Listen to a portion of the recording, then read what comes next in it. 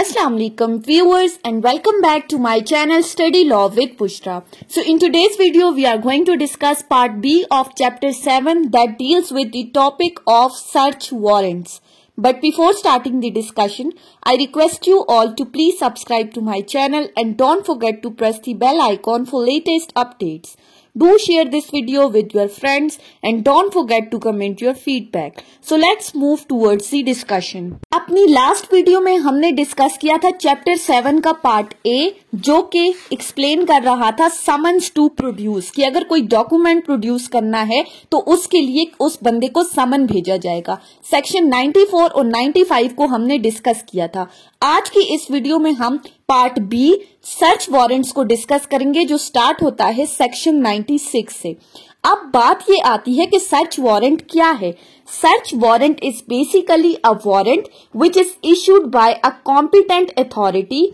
Authorising any police officer to search a specified place for evidence without occupant's consent। कि search warrant किसी competent authority की तरफ से issue किया जाता है, जो कि एक पुलिस ऑफिसर को ऑथराइज करता है कि वो किसी मखसूस जगह को जाकर सर्च करे, वहां से एविडेंस कलेक्ट करके लाए, लेकिन इस सर्च के लिए उस जगह के रहने वाले की कॉन्सेंट जरूरी नहीं होती। सो स्टार्ट करते हैं सेक्शन 96 से। सेक्शन 96 बहुत ही इंपॉर्टेंट है, that deals with when search warrant may be issued, कि कब सर्च वारंट इशू किए जा सकते हैं। सो क्लॉज 1 कहती है where any court has a reason to believe that, जहां पर किसी कोर्ट का रीजन टू बिलीव है, उसको ये लगता है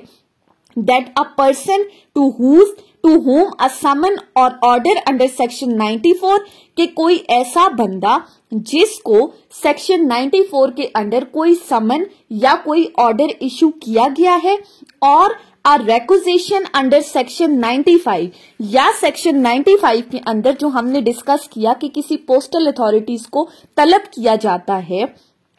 तो इस केस में वो डॉक्यूमेंट या वो चीज प्रोड्यूस नहीं करते उस समन और उस रिक्वेजिशन होने के बावजूद भी, या फिर और where such document or thing is not known to the court to be in possession of any person, या जहां पर अदालत के नोटिस में ये बात आती है कि वो डॉक्यूमेंट या थिंग किसकी पोजेशन में है, किसके कब्जे में है, ये चीज कंफर्म नहीं है। या तीसरी चीज, जहां पर कोर्ट समझती है कि किसी केस की इंक्वायरी, ट्रायल या इस कोर्ट के अंदर किसी भी प्रोसीडिंग्स के लिए कोई जनरल सर्च या जनरल इंस्पेक्शन जरूरी है, तो ऐसी सूरत में कोर्ट क्या करती है, it may issue a search warrant, तो वो एक सर्च वारंट इशू कर सकती है। मे का वर्ड यूज हुआ है, आया वो पुलिस ऑफिसर को वो सर्च वारंट इशू करेगी या किसी स्पेसिफाइड पर्सन को वो अपॉइंट करेगी, कोई भी police officer, and the person to whom such warrant is directed, और जिस बंदे को वो सर्च वारंट इशू किया जाता है, ही मे सर्च और inspect in accordance with the provisions herein contained, तो वो उस जगह को सर्च करेगा जो चीज सर्च वारंट में लिखी हुई है उसके अकॉर्डिंग। सिंपली सेक्शन 96 के अकॉर्डिंग जहां पर कोर्ट को लगता है कि किसी बंदे को समन और ऑर्डर या रिक्वेजिशन इशू करने के बावजूद उसने डॉक्यूमेंट प्रोड्यूस नहीं किया, या डॉक्यूमेंट किस बंदे की पोजीशन में है ये चीज कंफर्म नहीं है, तो या फिर किसी केस की प्रोसीडिंग्स के लिए जनरल सर्च या इंस्पेक्शन जरूरी है, तो वो किसी पुलिस ऑफिसर को सर्च वारंट इशू करेगी और वो पुलिस ऑफिसर उस सर्च वारंट में दी गई डायरेक्शंस के मुताबिक उस जगह को सर्च करेगा। उसके बाद आ जाते हैं सेक्शन 97 के ऊपर। सेक्शन 97 बात करता है पावर टू रिस्ट्रिक्ट वारंट। अब यहां पर वारंट को रिस्ट्रिक्ट किया गया है, ये किसकी पावर है, कौन रिस्ट्रिक्ट कर सकता है या कैसे रिस्ट्रिक्ट करते हैं। सेक्शन 97 स्टेट्स द कोर्ट में, यहां पर भी कोर्ट की डिस्क्रिशनरी पावर है, वो कर सकती है इफ इट थिंक्स फिट, अगर कोर्ट को सही लगता है तो। अब वो क्या कर सकती है, द कोर्ट में specify in the warrant the particular place और part thereof to which only search और इंस्पेक्शन शेल एक्सटेंड, तो वो वारंट के अंदर ये चीज स्पेसिफाई कर सकती है, ये चीज बता सकती है मखसूस तौर पर कि किस जगह की सर्च करनी है, किस पर्टिकुलर प्लेस को सर्च करना है या उस पर्टिकुलर प्लेस का कुछ हिस्सा सर्च करना है। कोर्ट वारंट के अंदर उस पर्टिकुलर प्लेस को स्पेसिफाई कर सकती है। And the person charged with the execution of such warrant, और जिस बंदे को वो सर्च वारंट इशू किया जाता है, ही शैल का वर्ड है, कंपल्सरी है, देन सर्च और इंस्पेक्ट ओनली द प्लेस और पार्ट सो स्पेसिफाइड, तो फिर वो बंदा उसी पर्टिकुलर उसी मखसूस जगह को सर्च करेगा जो चीज सर्च वारंट के अंदर मेंशन की गई है। यानी ना वो उस जगह से आगे जा सकता है ना उस जगह से पीछे जा सकता है, सिर्फ और सिर्फ उसी जगह को सर्च करेगा जो जगह उस सर्च वारंट के अंदर मेंशन हुई है, जिस जगह की उसको डायरेक्शंस दी गई हैं। उसके बाद है सेक्शन 98, ये भी बहुत ज्यादा इंपॉर्टेंट है। सेक्शन 98 डील करता है search of house suspected to contain stolen property or forge document. किसी ऐसी जगह की सर्च जहां पर कोर्ट को ये शक है कि वहां पर कोई स्टोलन प्रॉपर्टी है, कोई चोरी का माल है या वहां पर जाली दस्तावेजात तैयार की जाती हैं। Basically section 98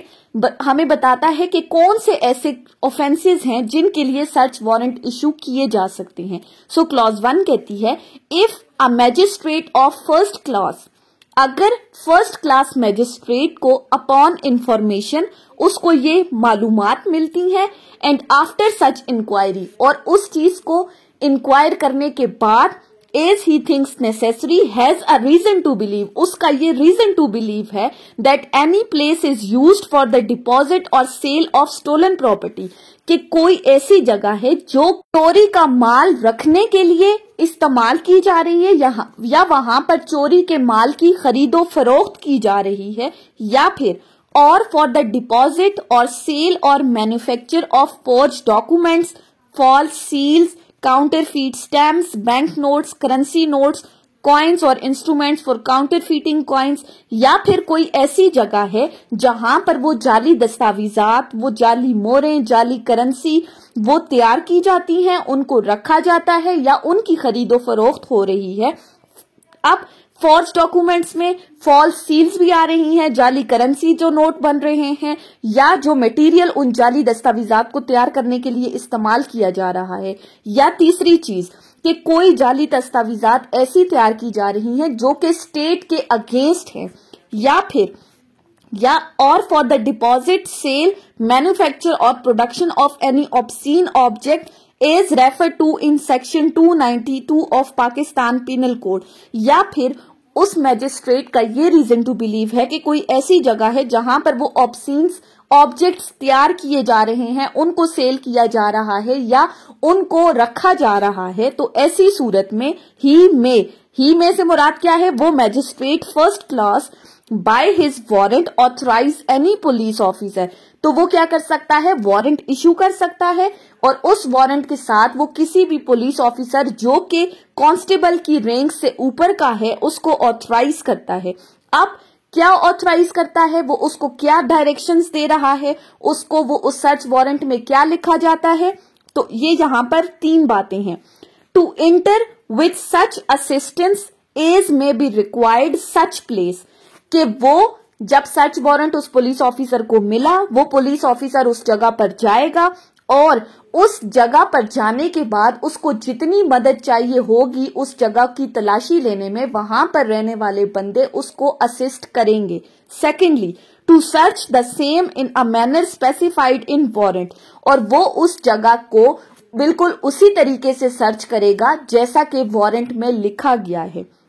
number 3, to take the possession of any property, document, seal, stamp, bank notes और currency which is found to be stolen property,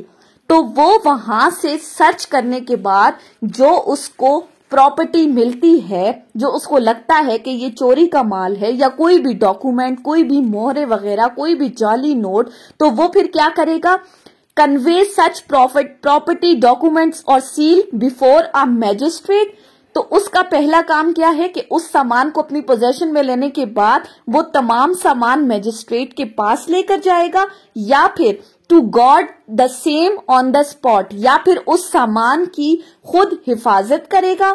किन केसेस में? until the offender is taken before the magistrate, until and unless वो offender arrest हुआ और उस offender को magistrate के सामने लाया गया है, और otherwise to dispose thereof in some place of safety, या फिर वो उस सामान को किसी सेफ जगह पर रखेगा। लेकिन सबसे पहली बात क्या है कि उसने वो सामान मैजिस्ट्रेट के सामने लेकर जाना है। अगर उसने मैजिस्ट्रेट के सामने पेश नहीं किया तो फिर वो उसकी खुद हिफाजत करेगा, और हिफाजत करने के बाद फिर जब वो मैजिस्ट्रेट के सामने पेश होगा तो तब वो सामान भी लेकर जाएगा। फर्दर कहा गया है कि इस सेक्शन की प्रोविजंस एप्लीकेबल होती हैं काउंटरफीट कॉइन्स, जो जाली सिक्के हैं उनके ऊपर, coins suspected to be counterfeit, जिन पर आपको शक हो कि वो जाली नोट हैं, उन पर भी अप्लाई होती हैं। और तीसरी चीज, एनी इंस्ट्रूमेंट और मटेरियल यूज्ड फॉर काउंटरफीटिंग, कि कोई इंस्ट्रूमेंट जो उन जाली सिक्कों को बनाने के लिए इस्तेमाल हो रहा है उस पर भी ये सेक्शन एप्लीकेबल होगी। मेन चीज इस सेक्शन के अंडर क्या है कि जब मैजिस्ट्रेट सर्च वारंट इशू कर देता है तो उस पुलिस ऑफिसर ने क्या प्रोसीजर अपनाना है, तो वो प्रोसीजर आपको याद होना चाहिए। उसके बाद आ जाते हैं सेक्शन 99 के ऊपर। सेक्शन 99 बात करता है disposal of things found in search beyond jurisdiction. अब बियॉन्ड जुरिस्डिक्शन से क्या मुराद है कि जिस कोर्ट ने आपको सर्च वारंट इशू किया है वो जगह उस कोर्ट की लिमिटेशन से बाहर है, तो ऐसी सूरत में अगर आपको चीजें मिलती हैं तो उन चीजों को फिर क्या करना होगा। सो सेक्शन 99 के according, when in the execution of such warrant at any place beyond the local limits of jurisdiction of the court which issued the search warrant, कि जब आप सर्च वारंट एग्जीक्यूट करते हो और उस सर्च वारंट में जो जगह मेंशन है वो कोई ऐसी है जो उस कोर्ट की जुरिस्डिक्शन से बाहर है जिस कोर्ट ने वो सर्च वारंट इशू किया है, तो ऐसी सूरत में any of the things for which search is made are found, such things together with the list of same prepared shall immediately be taken before the court issuing the warrant। तो सबसे पहला काम आपने क्या करना है, उस जगह को सर्च करने के बाद उस जगह से मिलने वाली चीजों की एक लिस्ट तैयार करनी है, और उस लिस्ट तैयार करने के बाद उस लिस्ट के साथ वो तमाम चीजें आपने उस कोर्ट के सामने पेश करनी है जिस कोर्ट ने आपको सर्च वारंट इशू किया था। जनरल रूल क्या है कि उस कोर्ट के सामने पेश करनी है। अब अगर आप ऐसी जगह पर गए हो जो कि उस कोर्ट की लिमिटेशन से बाहर हटकर है, तो फिर ऐसी सूरत में आप वो तमाम चीजें उस इलाके के नियरेस्ट मैजिस्ट्रेट के सामने पेश करोगे, ठीक है, जो मैजिस्ट्रेट करीब है उस इलाके में, और फिर उसके बाद उस मैजिस्ट्रेट की जिम्मेदारी है, उस कोर्ट की जिम्मेदारी है कि वो फर्दर फिर इसको उस कोर्ट में पहुंचाएगा जिस कोर्ट ने सर्च वारंट इशू किया है। यानी जो नियरेस्ट मैजिस्ट्रेट की कोर्ट थी, आप उस कोर्ट में वो तमाम चीजें पेश करोगे और फिर वो मैजिस्ट्रेट इसको फर्दर एक्चुअल कोर्ट में पहुंचाएगा। ये थी हमारी आज की डिस्कशन। सेक्शन 96 से सेक्शन 99 के ऊपर सर्च वारंट को हमने डिस्कस किया है। आई होप आपको ये लेक्चर समझ में आया होगा। अगर आपने इस वीडियो को अटेंटिवली सुना है तो अगर आपको ये वीडियो अच्छी लगी है तो इस वीडियो को लाइक करें, कॉमेंट करें, चैनल को सब्सक्राइब करना ना भूलें और ज्यादा से ज्यादा अपने फ्रेंड्स के साथ शेयर करें। Thank you so much for watching this video. Till then, Allah Hafiz.